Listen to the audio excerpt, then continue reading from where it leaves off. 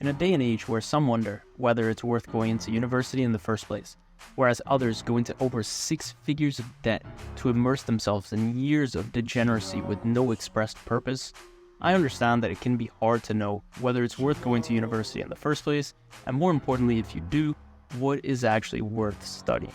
Especially for humanities subjects, where some might consider them not employable, whereas others might consider the skill set not necessarily concrete. It can be easy to think that it's just going to be a complete waste of time to actually go into that field of study. The thing is, as much as you might actually want a black and white answer as to whether or not it would be a waste of time and money, unfortunately, the truth isn't quite as objective as that. More than anything, you have to really dig deep and think whether it's going to be the best subject choice for you, what you want to get out of it, and really what it is that you plan on doing once you get out. The humanities is a broad term that focuses on the study of humans in the individual, cultural, societal, and experimental sense. Types of degrees like this include history, geography, politics, English, psychology, art history, religious studies, philosophy, liberal arts, and many others. Before digging deeper into or talking down on any of these subjects, it's very important to recognize that they do all have their merits. They can teach you things about people, societies, cultures, and customs that can open your eyes to better understand the world around you, and we'll go into all the good that can come out of them in a lot more detail. Personally, I studied history and international relations for my undergraduate at one of the best history and war studies departments in the United Kingdom at King's College London. And it gave me a lot of insights into how they do things, what they teach, the way things are structured, as well as some of the bad sides that come out of degrees like this. I don't regret my decision to have gone, and I'm ultimately very grateful for what my time there did for me. But at the same time, having been out for a few years now and having a better perspective on the degree itself, as well as what the real world actually looks like in the outside, I would definitely have second thoughts about going in, especially at a day and age like today. The truth is, degrees like this have their drawbacks both individually as well as part of a collective. There are more obvious ones like whether the degree itself is employable and whether you're actually getting worthwhile skill sets out of them. But there are also deeper rooted ones that you really need to consider before actually making your decision to join one of these courses. In this video, I'll take you through the good, the bad, and the ugly when it comes to humanities degrees and help you make the best decision as to whether they're the right choice for you or for someone you might know. Ultimately, are they worth it? For most people, no. But it completely depends on your situation, how you approach them, what you want out of them, and where you see yourself going after you're finished to determine if that's actually the case for you.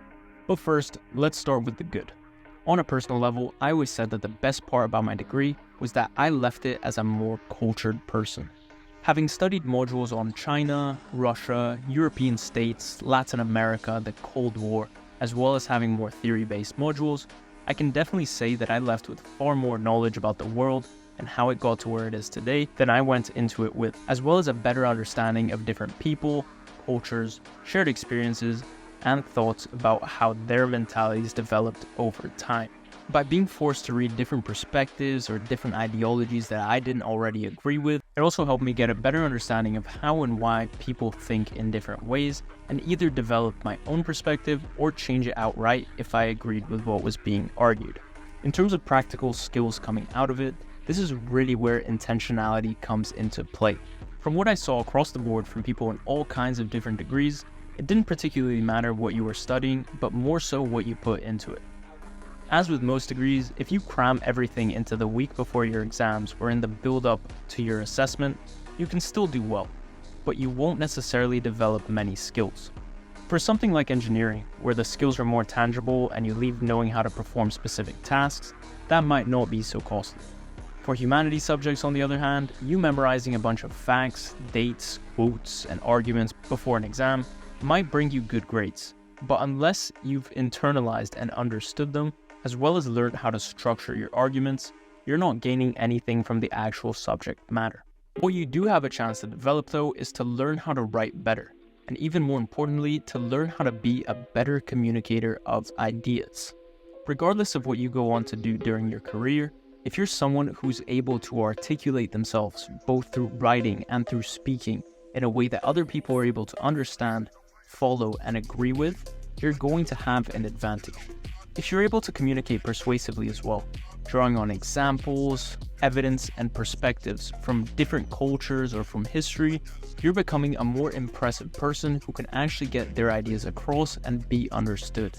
I personally view communication as more of an art than a science, but at the same time, spitting out complex ideas and intricate sentences without actually having any structure to them isn't particularly effective in putting your argument across and persuading the other person to agree with what you have to say. If you use what you're being taught by these degrees properly, you can leave with the ability to draw on history, culture, strands of philosophy, and different perspectives for practical application in your own life, learn to communicate in a persuasive way to get your points across, and also learn to appreciate points of view that aren't necessarily those that you believe in. All of this can help you have a more nuanced understanding of the world around you. They're all great skills to have, and most importantly, they're transferable skills that work for any walk of life and anything that you may want to get into after.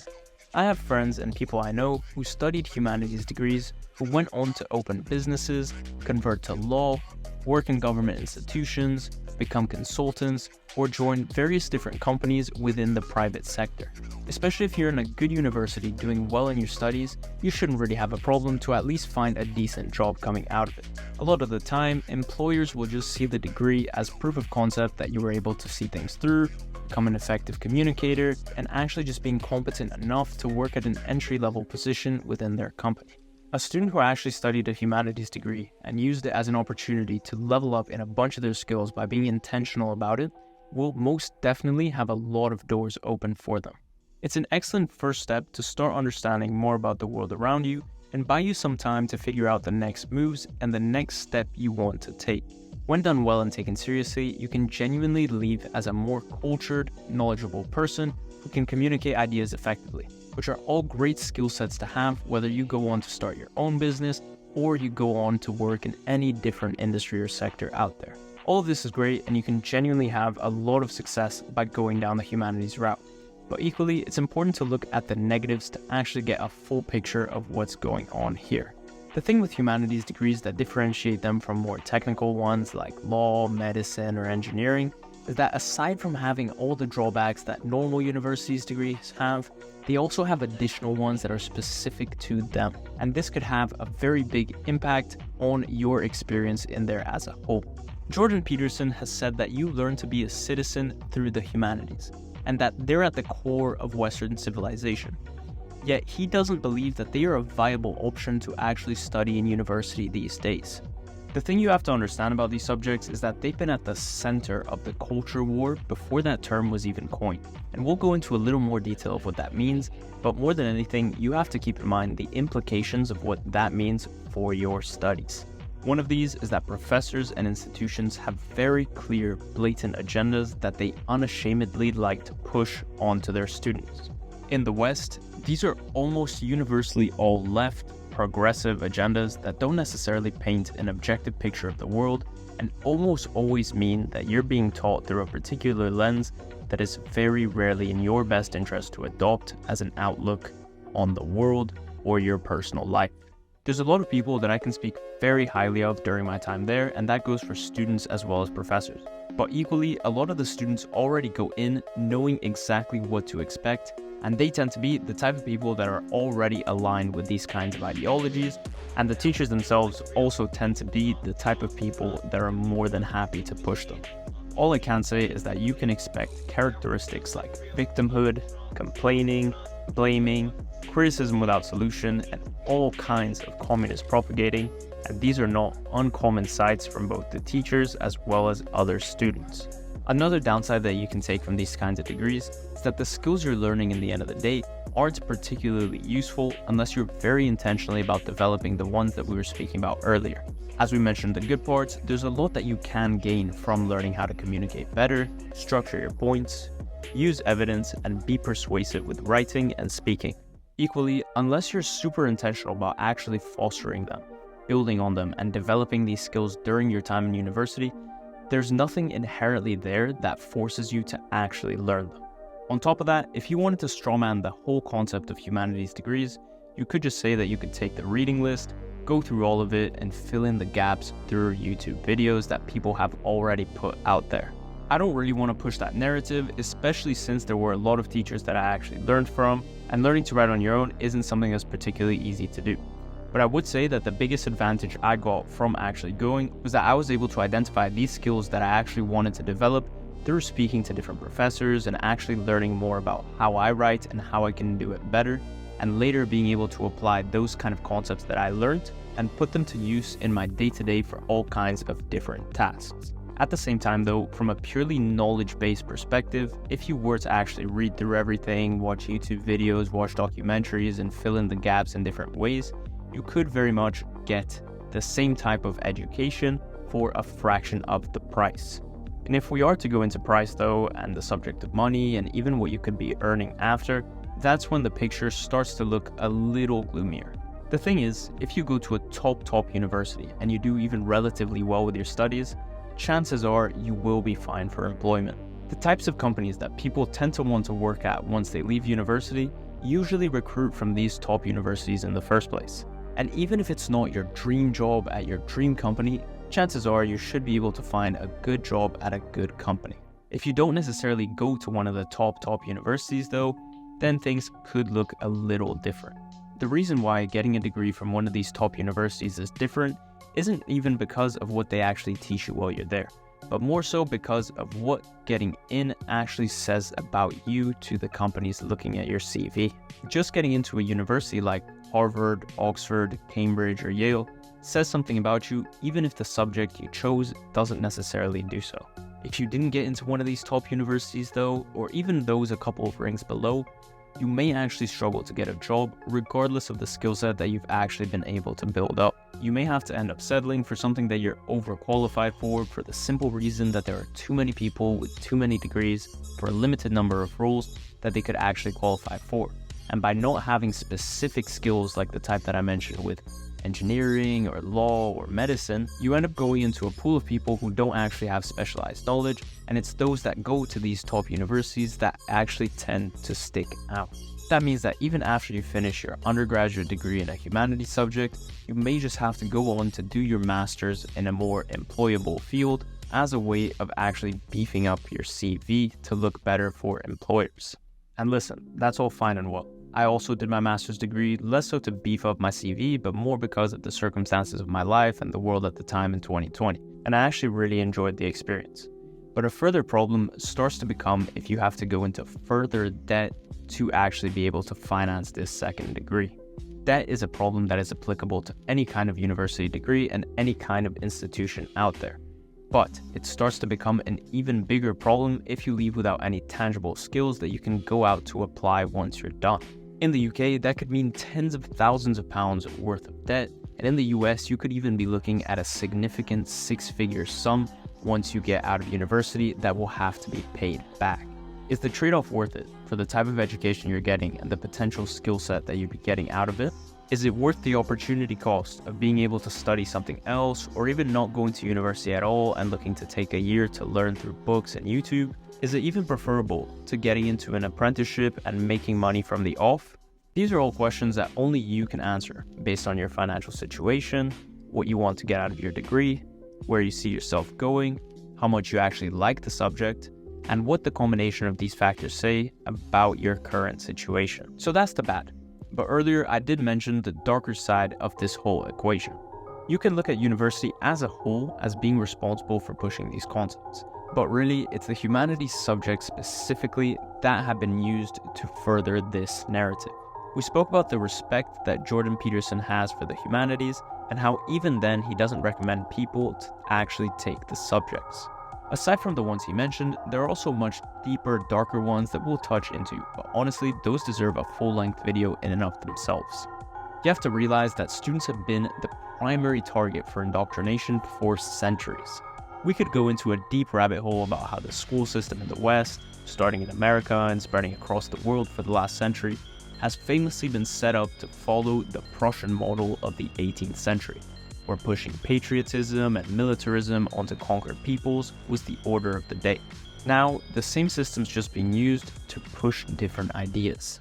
I don't want to open that can of worms just yet, but just keep in mind that the university system today is just a continuation of that legacy, only differing in the fact that the ideas being pushed have changed. Focusing on the humanities specifically, the narrative that these degrees tend to push in how they read into their subjects is one of victimhood and criticism, and more specifically, looking down on the history, culture, customs, and legacy of the countries that they're hosted in. They like to find flaws in absolutely everything without actually offering any ideas for actual improvement. And you have to realize that these institutions and these courses specifically have been the absolute bedrock for this woke, progressive agenda that we see being pushed and played out in society at large today. And listen, I'm not the staunchest defender for the world being how it is today, and I recognize that there is a need for change. But equally, at the same time, if you adopt these kinds of ideas for your everyday life, just know that you're buying into a life of frustration and powerlessness that will make you nothing but a resentful and bitter person. Down the line, I'll be making another video on this channel going into the university system as a whole, how it got to where it is today, and the actual impacts of it being the way it is on society. So, if you enjoy that type of content and you're enjoying this video so far, make sure you subscribe, like this video, leave a comment to let me know what you think, and stay up to date as I leave the real meat of this topic for that future video down the line. So, to sum it up then, if your decision is to go to university to study a humanities degree, down to the fact that you don't really know what else to do, you plan on going to university to party and live it up anyway, and you're taking a student debt out to do so, respectfully, that is a terrible idea. Personally, I'm not a big fan of university as a whole. I personally have no regrets over the decision to have taken the course that I did, but the times were different. I was very intentional about building myself up and building up my skills while I was there, and crucially, I was fortunate enough to not have to go into debt in order to take my degree. I think that some degrees like law, medicine, and engineering will end up standing the test of time and will continue to be important in any era in the future because people are actually going to need to know those skills, and university will be a great place for them to actually go and pick them up regardless of the era that's in. Humanities subjects though are very different, and I think it's very important to not only be able to recognize that, but also be very intentional about the way that you're going into them and what you really aim to get out of them in terms of the skills that you're building during your time there. Some of the most accomplished and intelligent people I know have come out of these types of degrees and couldn't speak more highly of them. Equally, I know a lot of people who went into these types of degrees, came out of the other side with no tangible skills, didn't want to go into a master's, and are now underemployed, paying off student debt for a time while they were partying and living it up, as opposed to actually making progress on something or actually moving towards any goal that they may have had. Only you will know your situation well enough to know if that's the best decision for you. And in the end of the day, it's you who's going to make that decision about whether you go on to do it. Can you make the absolute most of your experience and come out as a cultured person, able to communicate effectively, and with transferable skills that can be applied to any industry and anything that you eventually go on to do? 100% yes, that is very possible. At the same time though, could you equally walk out underemployed, in crippling debt, working on something you have no affinity towards because you have to pay the debt off, or finding yourself having to get into even more debt to get a master's degree to actually make you more employable? Yeah, you very much could. I like to think that it's one of the beauties of life that every decision you make goes on to open doors for future decisions that you'll get to make down the line. Some decisions are more important than others, while some we give more importance to in the moment than we would have in hindsight when we look back at them. Listen to your heart, listen to your head, actually sit down and think about what things could look like for you on the other side. Actually have a plan for how you're going to make the most of the degree if you go in that direction, and actually see where you'd like to be, not necessarily the exact job or the exact company, but the type of path that you would want after you graduate. If you do decide to go into the field of humanities though, just make sure that you're very intentional about making the most of it. The world already has way too many passengers that adopt the frame of victimhood to live through it, and there's no reason why you should add to that list. If that's a field that you're trying to get into, I'd assume that you have at least some kind of interest or affinity towards society and people at large. So, if that's the case, actually go out and make a difference to it, regardless of what that looks like for you.